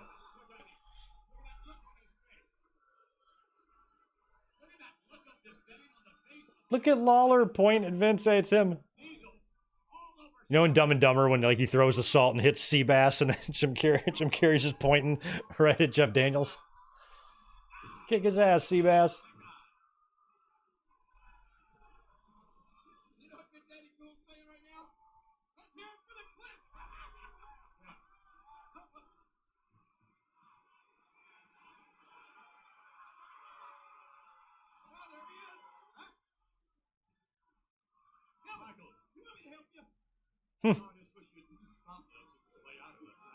I wish you'd stop this.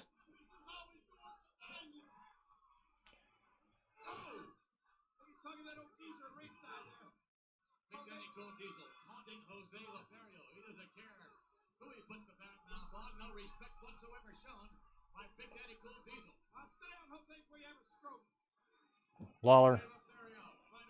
Shut up.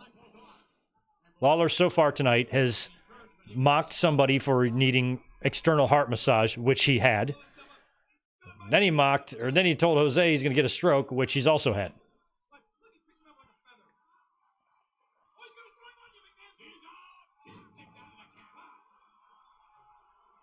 Big side walkie.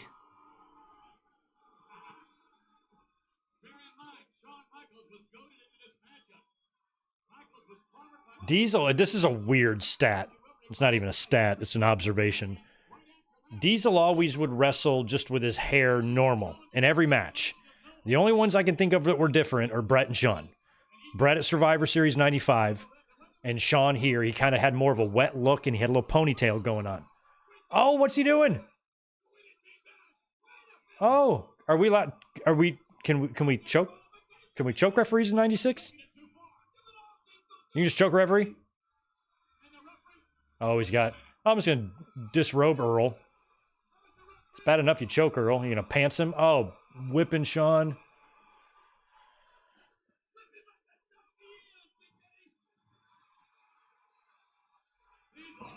Earl Ebner's probably so pissed off right here. He's like, you know what? In a few years, I'm going to take a bunch of shirts and sell them out of my back of my truck. Pay them back for the belt they stole from me. Oh, now he's... Oh, that's gnarly. This is what Bryan Danielson got fired for. Earl's just going, stop. That's the equivalent of Ralphus going like this.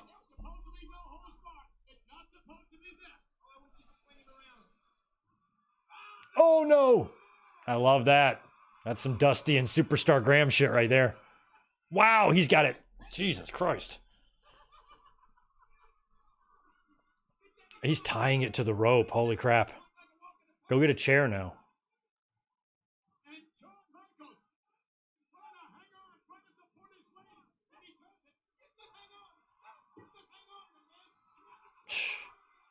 Poor Shawn.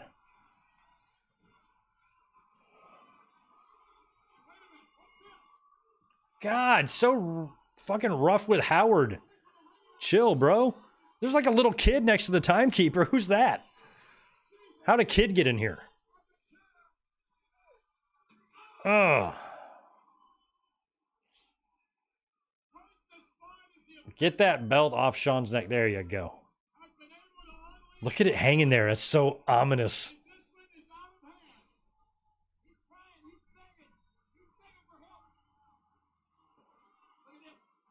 Ugh.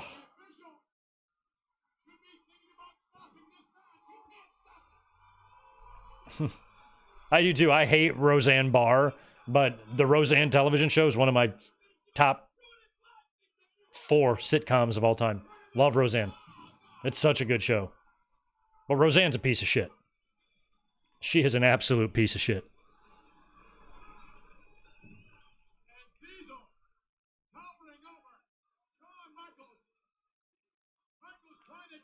Smack him right in the face. The rebound off the rope, getting hit with that, never really looks good. It's really hard to make that look good.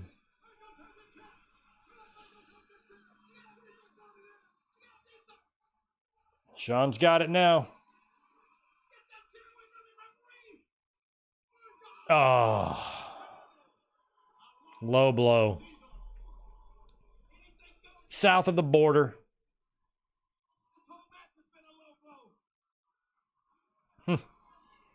Yeah, it's the Mama Rhodes belt. That would be funny. Oh, I love that little window graphic for the In Your House.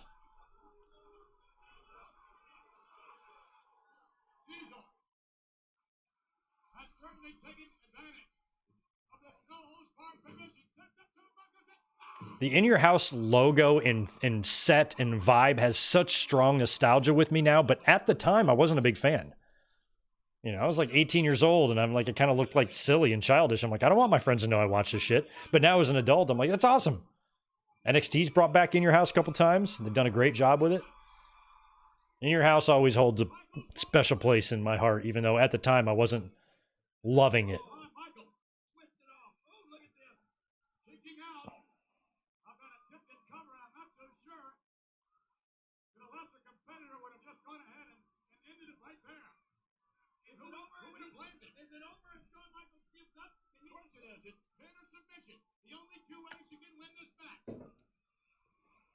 Pin or submission. We got it, Vince.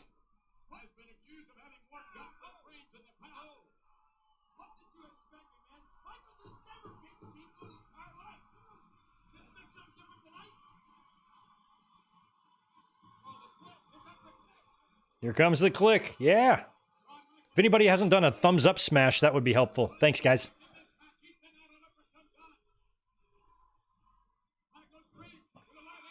Oh, I forgot to talk about the Ric Flair thing yesterday in the podcast. Damn it, I just saw a video for it. Son of a bitch. I meant to put that in my notes. We'll talk about it tomorrow.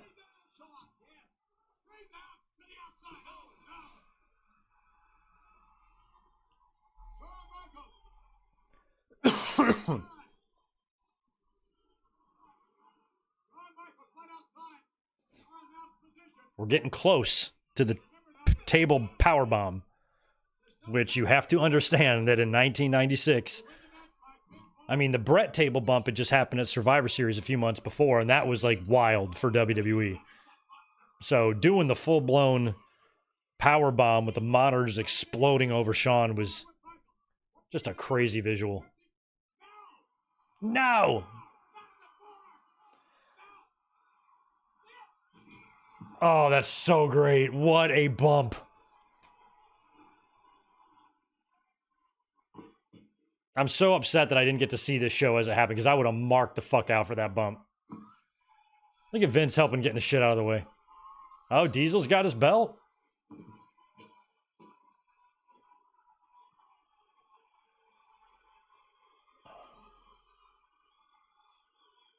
He landed perfectly in the middle. Look at Diesel's like, put it on me. I won.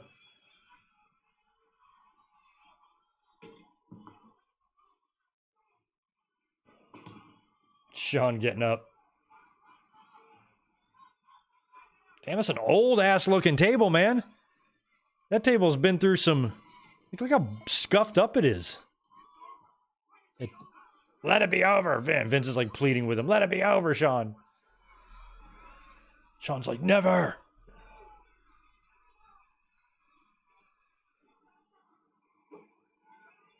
Good thing it's no count out. Shawn's got something. Oh, he's got a fire extinguisher.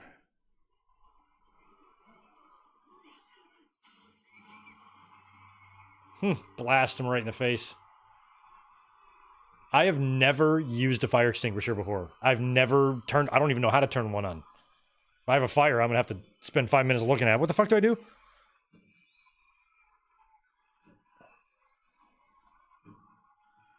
And I work in restaurants. I've never had to put out a single fire, ever. Ooh. Shawn's up. I was like, the commentators are quiet, but it's because Shawn went through the table. Oh, Shawn's pissed now. Oh, Shawn, he's got all the fucking equipment stuck on the chair. Oh, that's my headset he's got. That fucking headset. Oh, man, that shit being stuck on it.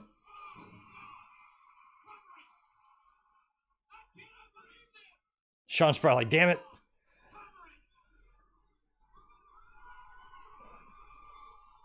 I mean, Diesel hasn't even pulled off Mad Dog's foot yet.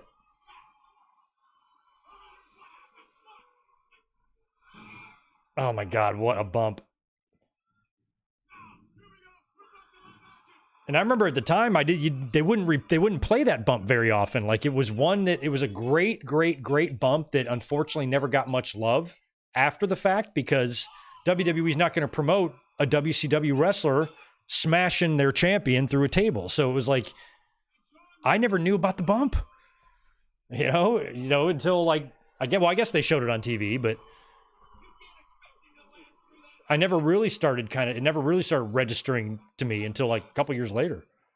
I'm like, damn, Shawn did take a hell of a bump in that.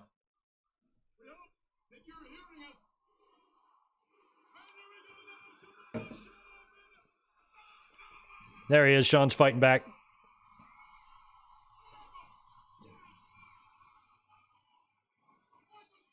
I love this angle on this elbow right here. It's just a great angle. And he just kind of just drives it home a little more than normal.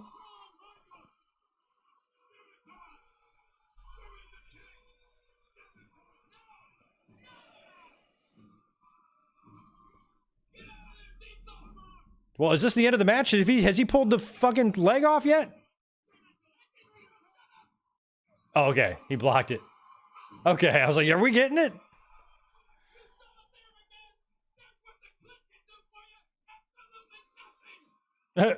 They're calling the match with mics. I love that. And look at how they've got the thing. They have got somebody holding, I didn't see this before, but there's somebody holding the monitor. Like the table's broken in half and leaning. They're leaning the monitor on the broken table and holding it up for Vince so he can see it.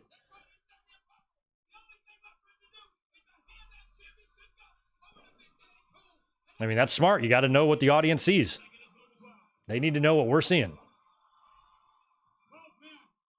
I just love that he has somebody holding it there for him.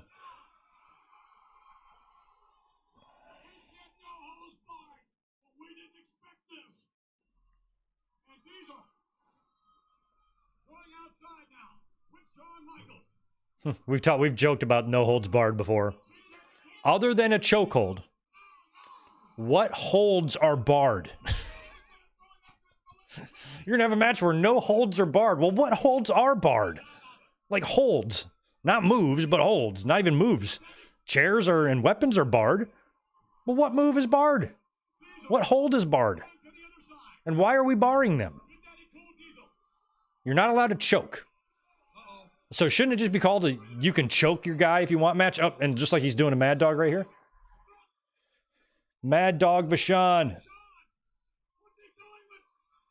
I love that. And Mad Dog, like, no fan should be offended by this because this is right up the straight balls insanity alley of Mad Dog.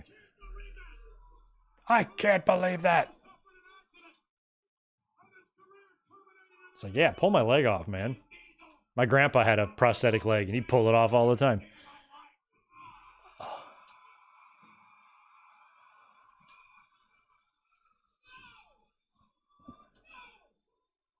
I love that he's got the foot. He's going to load it up. Sweet Mad Dog chin music.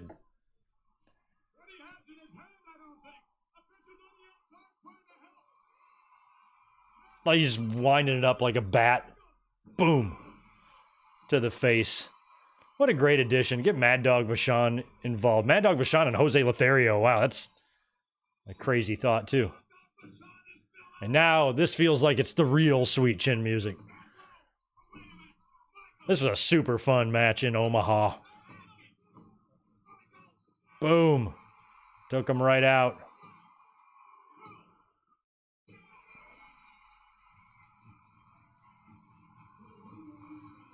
Shawn just giving it to him, too. Get your ass out of the WWE.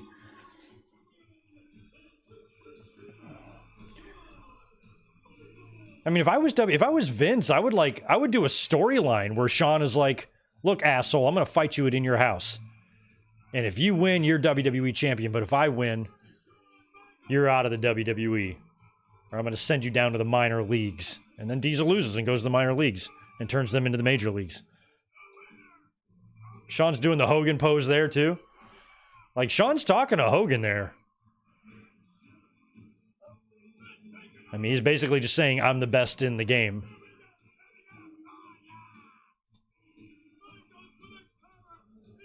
I don't know who was champion in WCW right at this moment in April '96. I don't think it was Hogan, because he was kind of not around until the NWO thing happened. Might have been the Giant? Who was the champion right at this moment in WCW at the time? I don't remember. I guess it was the Giant. It was probably the Giant. Yeah, it was probably the Giant. I guess it could have been Randy Savage. But I think it was the Giant. Yeah, Tatanani. Okay, see, I'm not so stupid. Shawn gets the pyro. Ooh, Beware of Dog. One of these days we're going to have to watch Beware of Dog. Is the other one on here? Is Beware of Dog 2 on here as well? On Peacock? Let's look. Beware of Dog. No, I don't see it. Is there a way to access the other Beware of Dog? Oh no, maybe they combine. It looks like they combine them here. It's an hour and 50 minutes. Well, maybe they don't. Shit, I don't know. I would like to get the Beware of Dog 2 if we could. But anyway, that is a wrap for tonight, guys. Thank you. Oh, Giant just beat Flair for the belt. Okay, cool. So it was the Giant then. Sounds about right. But I want to thank you guys for hanging out with me tonight. Sorry we did a shorter watch along, but it was a long day, and I didn't want to keep you guys up all night by having a long watch along. This way we finish at the same time we normally finish, and nobody's inconvenienced too much. So we will be talking about what to do next week. We'll be back full force next week for a big pay-per-view. I'll give it some thought. I'll post a link. Maybe we'll talk about it tomorrow. And we will be here tomorrow after Monday Night Raw to talk about some good-looking King of the Ring matches as well. So make sure you join us here again tomorrow night. Thanks for being here tonight. And I think I'm going to get some sleep now. You guys have a great rest of your evening. Catch you tomorrow after Raw.